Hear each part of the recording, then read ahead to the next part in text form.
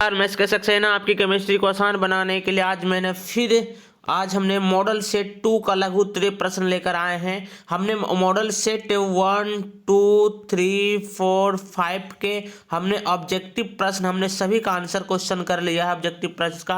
अब बारी है कि मॉडल सेट हम लोग 1, 2, 3, 4, 5 का हमने यहाँ पे लघु उत्तरीय प्रश्न करना है, यानी कि सब्जेक्टिव प्रश्न करना है ना। तो आप हो जाइए तैयार कॉपी और कलम लेकर और लिखते चले एक एक पॉइंट को बारीकी से, जिससे एग्जाम हॉल में तहलका मचा देना है इस बार। तो चलिए हम लोग क्या करें, सबसे पहले आप क्या करें कि इसका अगर पीडीएफ चाहिए तो आप हमारे Telegram channel billion chemistry point Nawada से जुड़ जाइए, है ना। हमारे चैनल का नाम है बिलियन केमिस्ट्री पॉइंट नवादा, इसे भी आप थोड़ा सब्सक्राइब कर दीजिए। मॉडल सेट 2 अगर कोई प्रॉब्लम हो तो आप हमें इस नंबर पर कॉन्टेक्ट कर सकते हैं कि सर मेरा कोई प्रॉब्लम है कि एग्जाम हॉल में क्या करना है, कैसे लिखना है, तो आप हमारे इस कॉन्टेक्ट नंबर पर संपर्क कर सकते हैं। तो चलिए क्वेश्चन को शुरू करते हैं। क्वेश्चन नंबर फर्स्ट क्या करा है कि आदर्श घोल और अनादर्श घोल की व्याख्या करें। कहता है आदर्श घोल क्या है और अनादर्श घोल क्या है। तो प्यारे बच्चों जरा देखो इसको डिफिनेशन में कैसे लिखते हैं। आदर्श घोल की डिफिनेशन कहता है वैसा घोल जो सभी सांद्रता एवं ताप पर रॉल्ट के नियम का पालन करता हो, यानी वैसा घोल होगा जो सभी सांद्रता पे और सभी तापमान लेना, यानी कोई भी तापमान हो उस पर रॉल्ट के नियम का पालन करता है, उसे हम लोग क्या कहते हैं, आदर्श घोल के नाम से जानते हैं। कहता है उसका उदाहरण कहता है बेंजीन और टॉलिन का जो घोल होगा, बेंजीन लेना है और टॉलिन का जो मिश्रण बनाने के जो घोल बनेगा वो आदर्श घोल के उदाहरण होंगे। जैसे क्लोरोएथेन और यहाँ पे ब्रोमोएथेन का घोल भी एक प्रकार का हमें आदर्श घोल का उदाहरण है। यहाँ पे उदाहरण भी याद रखिएगा जिससे आपको बोर्ड के लिखने में बड़ा आसानी होगा। चलिए क्वेश्चन नंबर सेकेंड के इसी में क्या कर दूसरा पॉइंट क्या कर रहा है कि अनादर्श घोल क्या है। तो जस्ट इसका उल्टा करना है विद्यार्थी कि वैसा घोल जो सभी सांद्रता एवं तापमान पे रॉल्ट का नियम का पालन नहीं करता है, यानी जो रॉल्ट के नियम का पालन नहीं करे वो विलयन क्या कहलाती है, अनादर्श विलयन कहलाती है, यानी आदर्श घोल कहलाता है। इसका उदाहरण क्या कह रहा है, उदाहरण कह रहा है कि क्लोरोफॉर्म और एसीटोन के जो घोल होंगे वो अनादर्श घोल के उदाहरण होंगे। दूसरा क्या कह रहा है, एथेनॉल और जल का जो घोल होगा इसे हम लोग अनादर्श घोल के उदाहरण में हम लोग काउंट करते हैं। चलिए क्वेश्चन नंबर 2 पे आ जाओ। क्वेश्चन नंबर 2 क्या कह रहा है, कह रहा प्रसरणी दाब को परिभाषित करे। प्रसरणी दाब क्या है, परिभाषित करना है। ये बहुत इंपॉर्टेंट सवाल है प्यारे विद्यार्थियों, है ना, इसे याद रखना है।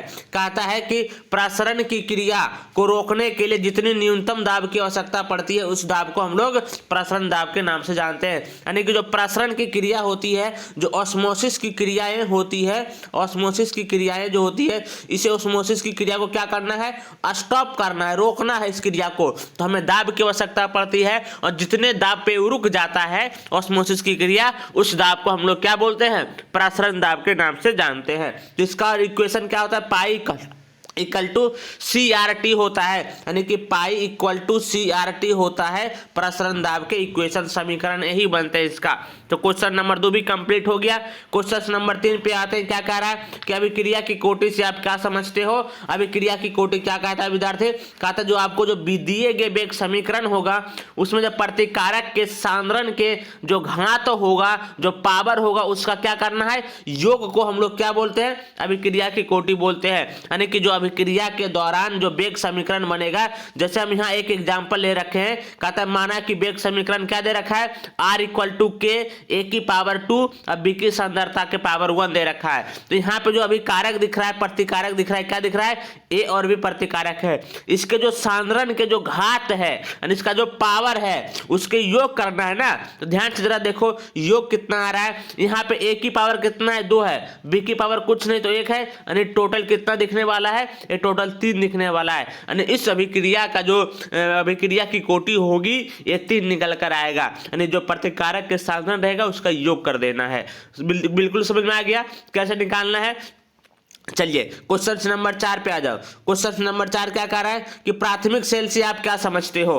प्राथमिक सेल से आप क्या समझते हो इसके बारे में बताना है। तो कहता है कि प्राथमिक सेल वैसा सेल होता है जिसमें रेडॉक्स अभिक्रिया केवल एक ही बार होता है, यानी जिसमें रेडॉक्स अभिक्रिया केवल एक ही बार होगा, एवं जिसका उपयोग बार बार नहीं होता है। यानी वो ऐसा सेल जिसमें रेडॉक्स अभिक्रिया केवल एक बार संपन्न होती है, दोबारा रेडॉक्स अभिक्रिया नहीं होगा। जब दोबारा रेडॉक्स अभिक्रिया होगा ही नहीं तो आप इस सेल का बार बार इस्तेमाल कर ही नहीं सकते हो, उसे प्राथमिक सेल के नाम से जानते हैं। उदाहरण क्या कर रहा है, लेक लांचेस सेल एक प्राथमिक सेल का उदाहरण है। उदाहरण एक याद रखिएगा, लेक लांचेस सेल एक प्रकार का प्राथमिक सेल का उदाहरण, यानी कि 4 नंबर का ये भी क्वेश्चन कंप्लीट हो गया है ना। क्वेश्चन नंबर 5 पे आ जाओ। क्वेश्चन 5 क्या कह रहा है, कह रहा तापमान बढ़ाने पर भौतिक अधिशोषण घट क्यों जाता है। तो यहाँ पे आपको पता है कि जो मेरा भौतिक अधिशोषण होता है एक ऊष्माक्षेपी प्रक्रिया होता है, यानी इस भौतिक अधिशोषण में ऊष्मा बाहर निकलती है। तो यहाँ पे ऊष्मा बाहर निकलता है तो हमें तापमान को क्या करना पड़ता है, ऐसे अभिक्रिया में तापमान को कम रखना पड़ता है। लेकिन कार्य तापमान आप बढ़ाइए तो क्या प्रभाव पड़ेगा। तो यहाँ क्या लिखा है, भौतिक अधिशोषण एक ऊष्माक्षेपी प्रक्रिया है, अर्थात यह निम्न ताप पर अधिक होता है। यानी जो ऊष्माक्षेपी अभिक्रिया है इसके लिए हमें निम्न ताप की आवश्यकता पड़ती है। लेकिन जब तापमान बढ़ाते हैं तो साम्य अवस्था पीछे चला जाता है, उसे हम लोग भौतिक, जिससे क्या होता है तथा भौतिक अधिशोषण घट जाता है। यानी उसके कारण क्या होता है, भौतिक अधिशोषण घट जाता है। क्वेश्चन नंबर 5 क्या कहता है कि भौतिक अधिशोषण एक ऊष्माक्षेपी प्रक्रिया है, अर्थात निम्न ताप पर होगा, है ना। और जब तापमान बढ़ाएंगे तो क्या होगा, साम्य अवस्था जो होता है उसका पीछे चला जाता है, यानी कि अब रिएक्शन आगे की डायरेक्शन में नहीं जाएगा, ये पीछे बैकवर्ड डायरेक्शन में चलना शुरू कर देता है। यानी तो यहाँ पे भौतिक अधिशोषण क्या होगा, यहाँ घट जाएगा। क्वेश्चन नंबर 5 भी कंप्लीट हो गया पूरी तरह से। आ जाओ क्वेश्चन से नंबर 6 पे आ जाओ। क्वेश्चन नंबर 6 क्या कह रहा है कि फैराडे विद्युत विच्छेदन के दूसरे नियम को लिखे एवं वर्णन करें। जो फैराडे का दूसरा नियम है उसे हमें क्या करना है, लिखना है, उसको वर्णन करना है। कहता है कि फैराडे का विद्युत दूसरा नियम क्या कहता है कि अलग अलग वैद्युत अपघट होना चाहिए। यानी आपके पास 2 बर्तन होगा और दोनों में अलग अलग वैद्युत अपघट लेना पड़ेगा। जैसे कॉपर सल्फेट तो यहाँ पे जिंक सल्फेट लेना है आपको, है ना। 2 बर्तन में दोनों अलग अलग वैद्युत अपघट होना चाहिए, है ना। जब कहता है दोनों में समान धारा दिया जाए, है ना, 2 बर्तन है, दोनों में हम लोग क्या कर रहे हैं, समान धारा को प्रभावित कर रहे हैं, करने पर जो एकत्रित भार होता है, जो इलेक्ट्रोड पे जो जमा होता है, इलेक्ट्रोड पे जो भार जमा होता है वो भार तुल्यांक भार के सीधा समानुपाती होता है। यानी कि जो भार होता है W ये सीधा समानुपाती होता है तुल्यांक भार के, यानी E के सीधा समानुपाती होता है। उसे फैराडे का दूसरा नियम हम लोग कहते हैं, है ना। तो चलिए देखिए इसका इक्वेशन कैसे बनता है। कहता है एकत्रित भार यहाँ पे तुल्यांक भार के समानुपाती और W सीधा समानुपाती E होता है। यहाँ पे W को इक्वल में लाते हैं तो यहाँ F एक कांस्टेंट होता है, इसको हम आपको यहाँ फैराडे कांस्टेंट के नाम से जानते हैं। यहाँ पे क्या दिख रहा है, F फैराडे कांस्टेंट का एक मात्रक होता है। क्वेश्चन नंबर 6 भी कंप्लीट हो गया। क्वेश्चन नंबर 7 पे आ जाओ। 7 का कार्य एल्यूमिनियम एवं तांबा प्रत्येक के एक एक मुख्य अयस्क एवं उसकी संरासायनिक सूत्र को लिखना है। यानी कि एल्यूमिनियम का मुख्य अयस्क क्या होता है विद्यार्थी, बॉक्साइड होता है। इसका क्या होता है अनुसूत्र, कहता है Al2O3.2H2O होता है, बॉक्साइड का अनुसूत्र होता है। कॉपर का मुख्य अयस्क क्या है तांबा का, यहाँ पे कॉपर पैराइट होता है। इसका फॉर्मूला क्या होता है प्यारे विद्यार्थियों, इसका फॉर्मूला होता है CuFeS2, है ना। CuFeS2 होता है कॉपर का रासायनिक संरचनाएं होती है। इसका क्वेश्चन नंबर 7 भी कंप्लीट हो गया। क्वेश्चन नंबर 8 पे आ जाओ। क्वेश्चन नंबर 8 क्या कह रहा है कि 2 विटामिन का नाम लिखे एवं उससे कमी से होने वाले उत्पन्न रोग का नाम बताइए। यानी 2 विटामिन का नाम भी लिखना है और उस विटामिन के जो कमी से जो रोग उत्पन्न होता है उस रोग का भी नाम लिखना है। जैसे हमने यहाँ पे लिख रखा है विटामिन ए, फर्स्ट पे विटामिन ए कमी से कौन सा रोग होता है, रतौंधी होती है। विटामिन बी कमी से कौन सा रोग होता है, यहाँ पे बेरी रोग होता है विटामिन बी की कमी से, है ना। तो क्वेश्चन नंबर 8 बहुत छोटा क्वेश्चन है, इसे समझ में आसानी से आ गया होगा। क्वेश्चन नंबर 9 पे आ जाओ। क्वेश्चन नंबर 9 क्या कह रहा है, कह रहा है मानक इलेक्ट्रोड विभव की परिभाषा दे। मानक इलेक्ट्रोड विभव की परिभाषा पूछ रहा है प्यारे विद्यार्थियों कि क्या है मानक इलेक्ट्रोड विभव, इसको कैसे परिभाषित करते हैं। तो यहाँ पे मानक इलेक्ट्रोड विभव है ना, इसको बोलते हैं स्टैंडर्ड इलेक्ट्रोड पोटेंशियल। तो स्टैंडर्ड कंडीशन में हम लोग तापमान कितना लेते हैं 25 डिग्री सेंटीग्रेड। अब बिलियन का जो मोलरता कितना होता है, बिलियन का मोलरता कितना होता है 1 होता है। इसी को हम लोग स्टैंडर्ड कंडीशन के नाम से जानते हैं। और इस कंडीशन पे जो बिलियन धातु के छड़ के बीच जो उत्पन्न विभव होता है इसके अंतर को हम लोग क्या बोलते हैं, इलेक्ट्रोड विभव के नाम से जानते हैं। देखिए क्या कह रहा है कि 25 डिग्री सेंटीग्रेड पर, है ना, यानी कि 25 डिग्री एक स्टैंडर्ड कंडीशन होता है, उसमें इकाई मोलर सांद्रण होना चाहिए, यानी जो बिलियन की सांद्रता होना चाहिए वो 1 होनी चाहिए। कहा तो उस टाइम बिलियन के, है ना, बिलियन के एवं धातु के क्षण, यानी कि जो बिलियन रहेगा इसके क्षण में जो डुबाएंगे के बीच जो उत्पन्न विभव को हम लोग क्या बोलते हैं, मानक इलेक्ट्रोड विभव के नाम से भी जानते हैं। यहाँ पे आंसर दिख रहा है कि इकाई 25 डिग्री सेंटीग्रेड पर इकाई मोलर सांद्रण बिलियन और धातु के क्षण के बीच के उत्पन्न विभव को हम लोग क्या बोलते हैं, मानक इलेक्ट्रोड विभव के नाम से जानते हैं। तो क्वेश्चन नंबर 9 भी कंप्लीट हो गया।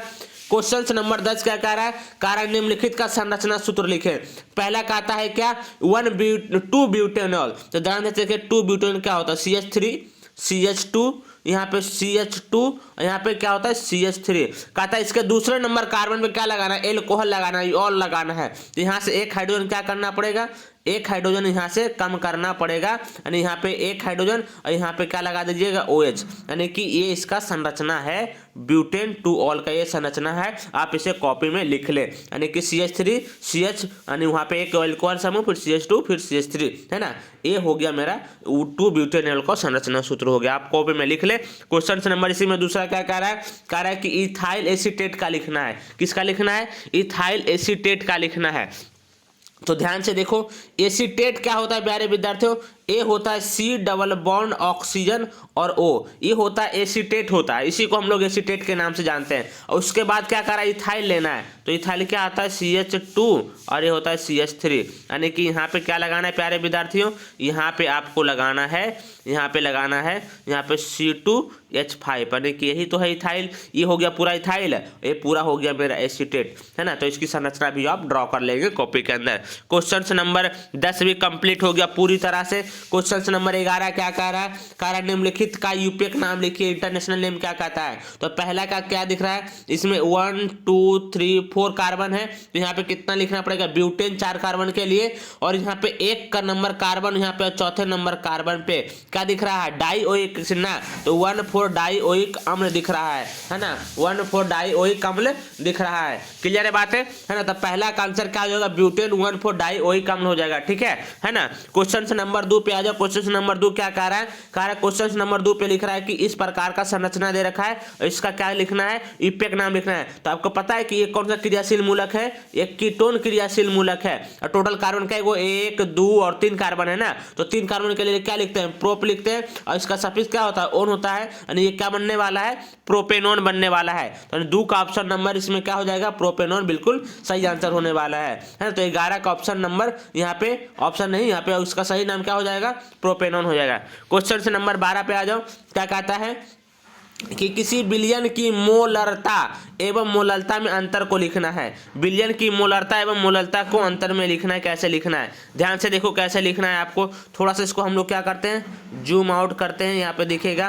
तो यहाँ पे कहता है कि जो मोलरता होता है, ये मोलरता क्या होता है, प्रति लीटर इकाई विलयन में उपस्थित मोलों की संख्या को क्या कहते हैं, मोलरता के नाम से जानते हैं। यहाँ पे मोलरता किसे कहते हैं, प्रति किलोग्राम विलायक में उपस्थित मोलों की संख्या को क्या कहते हैं, मोलरता कहते हैं। यहाँ पे जो मोलरता होता है ये तापमान पर निर्भर करता है, तापमान पर ये निर्भर करता है, जबकि यहाँ पे मोलरता जो होती है ये तापमान पर निर्भर नहीं करता है ना, तापमान पर निर्भर नहीं करता है ना। मोलरता को हम लोग किससे दिखाते हैं, मोल प्रति लीटर के दिखाते हैं, मोल प्रति लीटर, जबकि मोलरता को हम लोग क्या दिखाते हैं, मोल प्रति किलोग्राम के हम लोग दिखाते हैं। तो क्वेश्चन से नंबर यहाँ पे 12 भी कंप्लीट हो गया। क्वेश्चन से नंबर 13 पे आ जाओ। क्वेश्चन से नंबर 13 क्या कह रहा है, राउल्ट के वाष्प दाब के सापेक्ष अवनमन नियम की व्याख्या करें। राउल्ट ने नियम दिया था, 4 नियम आया था इसका, है ना, आपको पता होगा वैज्ञानिक अनुसंख्यक गुणधर्म में। तो उसमें पहला क्या था, राउल्ट के वाष्प दाब के सापेक्ष अवनमन की व्याख्या क्या कहना है।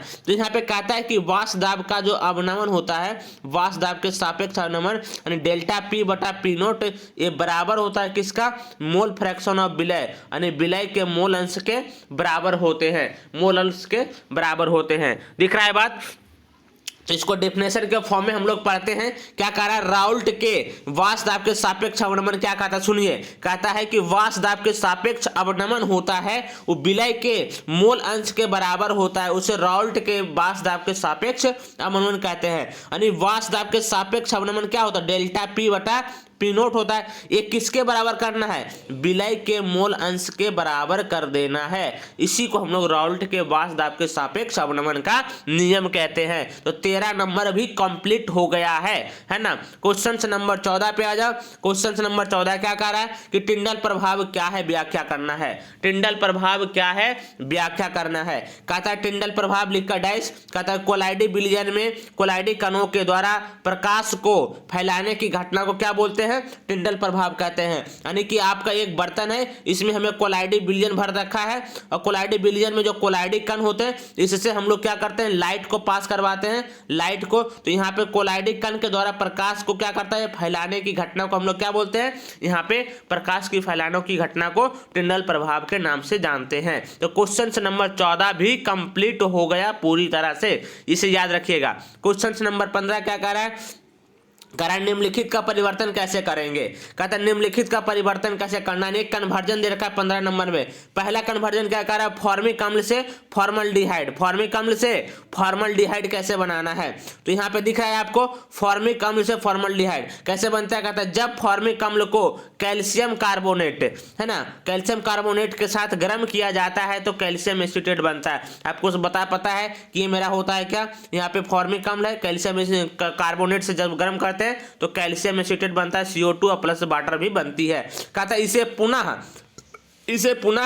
क्या करना है, सूक्ष्म आश्रावण करने से फॉर्मल्डिहाइड बनता है। आपको पता होगा कि कैल्शियम फॉर्मेट जो प्राप्त हुआ है इसको हम लोग क्या करना है, सूक्ष्म आश्वासन करने से ये क्या मिलता है, फॉर्मल्डिहाइड मिलता है। ये छोटी सी रिएक्शन ये ऑब्जेक्टिव में पूछा जाता है सवाल, है ना, कि यहाँ पे जो दिख रहा है कैल्शियम फॉर्मेट को गर्म करने से क्या बनता है, तो फॉर्मल्डिहाइड बनता है। तो हमने दिखा दिया कि पहले कैल्शियम फॉर्मेट बना लेते हैं, एक पहला है ना प्रथम स्टेप में। तो यहाँ पे दूसरा स्टेप में क्या बन गया, जब कैल्शियम फॉर्मेट को हम लोग गर्म करते हैं तो यहाँ पे क्या दिख रहा है, फॉर्मल्डिहाइड दिख रहा है। क्लियर हुई बात है, समझ में आई। पहला कन्वर्जन, पहले क्या करना है, आपको फॉर्मिक अम्ल लेना है, इसकी रिएक्शन किसके साथ करवाइएगा, इसकी रिएक्शन कैल्शियम कार्बोनेट के साथ करवाइएगा। तो क्या बनेगा, कैल्शियम एसीटेट बन जाएगा। ठीक है, कैल्शियम फॉर्मेट बनेगा। अब कैल्शियम फॉर्मेट को पुनः क्या करना है, इसे सूक्ष्म आश्वासन ड्राई डिस्टिलेशन करवा दीजिए तो मेरा फॉर्मल्डिहाइड बन जाएगा, है ना। ये रिएक्शन 2 चरण में संपन्न होती है, आपको याद रखना है।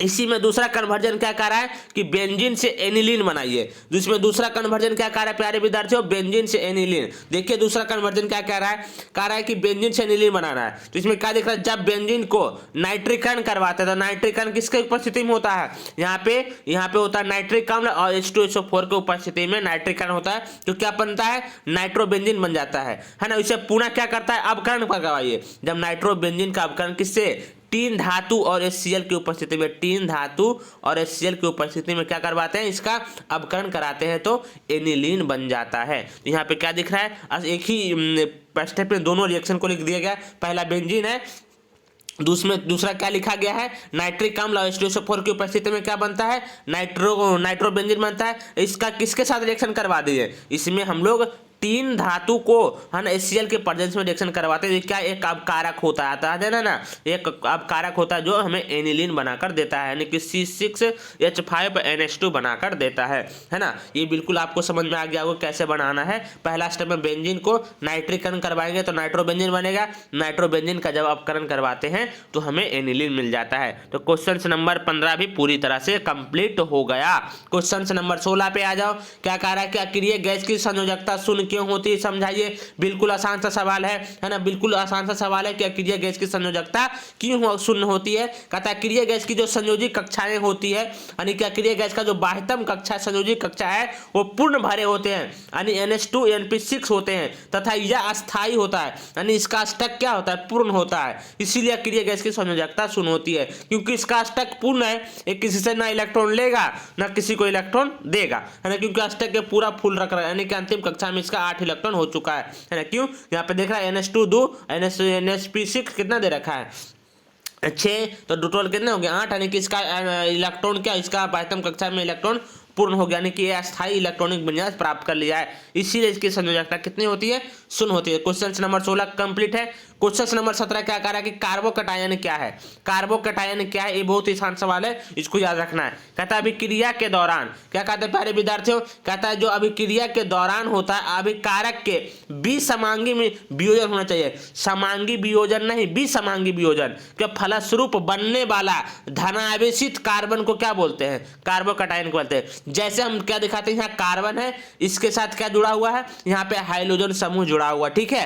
तो कहता है इस बॉन्ड का जो है ना विसमांगी वियोजन करवाइए। तो आपको विसमांगी वियोजन तोड़ना है, इस बॉन्ड को, इस बॉन्ड को तोड़ना है, कार्बन टू हाइड्रोजन बॉन्ड को क्या करना है, तोड़ना है। तो कैसे टूटेगा, यहाँ पे क्या है, यहाँ पे क्या है, हाइड्रोजन ये डेल्टा नेगेटिव है, यहाँ कार्बन क्या डेल्टा पॉजिटिव है। जब विसमांगी विसरण होगा तो इस दोनों इलेक्ट्रॉन को कौन लेकर जाएगा, ये दोनों इलेक्ट्रॉन कौन लेकर चला जाएगा, यहाँ पे हाइड्रोजन ले चल जाएगा। तो यहाँ पे बनेगा क्या, ध्यान से देखो, ये जब ये बॉन्ड टूटेगा प्यारे विद्यार्थियों, क्या बनेगा, कार्बन पे प्लस और यहाँ पे हाइड्रोजन पे माइनस बनने वाला है। तो यहाँ पे जो दिख रहा है कार्बोकटायन यानी धनावेशित कार्बन क्या कहलाते हैं, धनावेशित कार्बन कार्बोकटायन के नाम से जानते हैं। ये कब होता है, जब विसमांगी वियोजन होता है ना, विसमांगी यानी कि दोनों इलेक्ट्रॉन किसी एक ही तत्व लेकर जाए, और कौन सा ले जाता है, जो अधिक विद्युत ऋणात्मक होते हैं, है ना। तो क्वेश्चन नंबर 17 कंप्लीट हो गया। क्वेश्चन नंबर 18 क्या कह रहा है कि HF और HCl में परवल अम्ल कौन है और क्यों, इसका रीजन लिखना है कि HF दे रखा है और HCl दे रखा है, इसमें परवल अम्ल कौन है और क्यों है ये भी बताना है। कहता है कि HF और HCl में HCl परवल अम्ल है क्योंकि क्लोरीन का आकार फ्लोरीन के आकार से बड़ा होता है। आपको पता है कि जब आकार बढ़ता है, जब हैलाइड में, तो क्या होता है, उसका अम्लीय क्षमता बढ़ता है। कैसा क्यों होता है, वर्ग में ऊपर से नीचे जाने पे अम्लीय क्षमता भी बढ़ता है। यानी कि आपको जो दिख रहा है ऐसा हैलाइड HF है ना, HCl है, HBr है और HI है, इसमें जो आकार क्या हो रहा है, नीचे लगातार बढ़ रहा है, किसका, हाइड्रोजन का आकार लगातार बढ़ते जा रहा है, और वर्ग में ऊपर से नीचे जाते हैं तो अम्लीय क्षमता भी बढ़ता है। यानी कि HF हो जाएगा सबसे कम, इसमें अम्लीय, और HCl हो जाएगा ज्यादा, उससे ज्यादा भी HBr होता है, उससे ज्यादा HI होता है। यानी कि ये दोनों का कंपेयर किया है तो इन दोनों में यहाँ पे जो परवल अम्ल होगा वो HCl मेरा स्ट्रॉन्ग होगा, किससे, HF से होगा। ऐसा क्यों, तो क्लोरीन का जो आकार है ये क्या होता है, ये बड़ा होता है, फ्लोरीन का आकार क्या होता है, ये छोटा होता है। क्लियर है बातें। 18 नंबर सवाल भी आपको समझ में आ गया होगा, बिल्कुल आसान सवाल है। 2 पॉइंट याद रखना है कि HCl का आकार बड़ा होता है और ये फ्लोरीन का आकार क्या होता है, छोटा होता है, जिससे क्या होता है, वर्ग में ऊपर से नीचे जाते हैं तो अम्लीय क्षमता भी क्या होती है, बढ़ती है। तो छोटी सी रीजन इसको याद रखिएगा। क्वेश्चन नंबर 19 पे आ जाओ। क्या कह रहा है, कह रहा है कि विलयन की मोलर सांद्रता पर तापमान का क्या प्रभाव पड़ता है, लिखना है। बहुत ही इंपॉर्टेंट सवाल है, बहुत ही इंपॉर्टेंट सवाल है। कहता है विलयन की मोलर सांद्रण पर तापमान का क्या प्रभाव पड़ता है। तो आपको पता है कि जो मोलर सांद्रण होता है प्यारे विद्यार्थियों, ये इनवर्सली प्रोपोर्शनल किसके होते हैं, आयतन के व्युत्क्रमानुपाती होते हैं मोलर सांद्रण, है ना। मोलर सांद्रण जो होता है तब आयतन के व्युत्क्रमानु, वॉल्यूम के उल्टा होता है। अब कहता है तापमान बढ़ाने पे क्या असर पड़ेगा, जब तापमान आप बढ़ाएंगे, तापमान को क्या करना है, बढ़ाना है, तो यहाँ पे आयतन क्या होता है, बढ़ता है, क्योंकि तापमान बढ़ाने से आयतन बढ़ता है, तो आयतन बढ़ेगा तो मोलर सांद्रता क्या होगा प्यारे विद्यार्थियों, ये होता है व्युत्क्रमानुपाती, तो आयतन बढ़ेगा तो मोलर सांद्रता घट जाएगी। क्लियर है बात है। चलो इसको डिफिनेशन के फॉर्म में कैसे लिखेंगे, ध्यान से देखो। कहता है किसी विलयन के मोलर सांद्रता, यहाँ पे तापमान का प्रभाव पड़ता है, मोलर सांद्रता पे तापमान का प्रभाव पड़ता है। कहते तापमान बढ़ाने पर विलयन की मोलर सांद्रता क्या होती है, घट जाती है। विलयन की मोलर सांद्रता घट जाती है, क्यों वो ऐसा होता है, कहता है कि विलयन का आयतन बढ़ता है। हमने बता रखा है कि आयतन और तापमान में सीधा संबंध होता है, और यहाँ पे मोलरता और आयतन में उल्टा संबंध होता है। तो ई बढ़ेगा तो क्या होगा, घटेगा, क्योंकि व्युत्क्रमानुपाती संबंध है। तो 19 नंबर सवाल भी कंप्लीट हो गया पूरी तरह से। क्या कहता है, एक बार फिर से देख लो। कहता है विलयन के मोलर सांद्रण पर तापमान का प्रभाव पड़ता है, तापमान बढ़ाने पर विलयन का मोलर सांद्रण घट जाता है। क्यों ऐसा होता है, क्योंकि आयतन बढ़ने लगता है। क्लियर है बात है। क्वेश्चन नंबर 20 पे आ जाओ। क्वेश्चन नंबर 20 क्या कह रहे हैं, क्वेश्चन नंबर 20 कह रहा है कि HCl और HBr को फोटो अभिक्रिया की संभवता एक समान होती है। हालांकि पहले उदाहरण HCl के क्वांटम क्षमता उच्च होता है। क्यों ऐसा क्यों कह रहा है? HCl लेना है और इसमें HBr लेना है। जब इसका रिएक्शन क्या होता है, फोटोसिंथेसिस अभिक्रिया करवाते हैं तो दोनों एक समान होता है, बट यहाँ पे HCl का जो क्वांटम ऊर्जा होती है इससे समान क्यों हो, यानी उच्च क्यों होता है, ये बताना है आपको, है ना। तो छोटी सी रीजन आपको समझ में आना चाहिए। कहता है क्योंकि प्रथम चरण क्लोरीन और हाइड्रोजन जब अभिक्रिया करता है तो ये अभिक्रिया कैसा होता है, ये ऊष्माक्षेपी होता है ना। जबकि दूसरे साइड में आप देखेंगे तो ब्रोमीन और यहाँ पे H2 के साथ जब अभिक्रिया होती है तो ये ऊष्माशोषी अभिक्रिया होती है ना। इसीलिए HCl और HBr के फोटो अभिक्रिया क्या होती है, संभवतः एक समान होती है ना। इसीलिए क्या होता है, HBr और HCl की जो अभिक्रिया की जो संभवतः होती है एक समान होती है फोटोसिंथेसिस के टाइम, है ना। तो 20 नंबर क्वेश्चन भी आपको समझ में आ गया होगा, है ना। ये मेरा पार्ट क्या रहा है, ये मॉडल सेट 2 का रहा ना। मॉडल सेट जो मेरा 2 है इसका लघु उत्तरीय प्रश्न, मॉडल सेट फर्स्ट का लघु उत्तरीय प्रश्न हमने दे रखा है ना। तो आपको उसे भी जाकर देख लेना, उसे हम डिस्क्रिप्शन बॉक्स में उसका लिंक दे देंगे। और भी हमने बहुत सारे मॉडल सेट का ऑब्जेक्टिव भी हमने बना रखा है, 5 मॉडल सेट का ऑब्जेक्टिव प्रश्न हमने 1 2 3 4 5 सभी का, इसे भी आपको देख लेना, डिस्क्रिप्शन बॉक्स में सभी का लिंक मिलेगा, है ना। आपको अगर इस वीडियो को अच्छा लगा तो शेयर करिएगा, थोड़ा सा चैनल को सब्सक्राइब कर दीजिएगा। हम लोग मिलेंगे नेक्स्ट वीडियो में और पढ़ाई करते रहें। All the very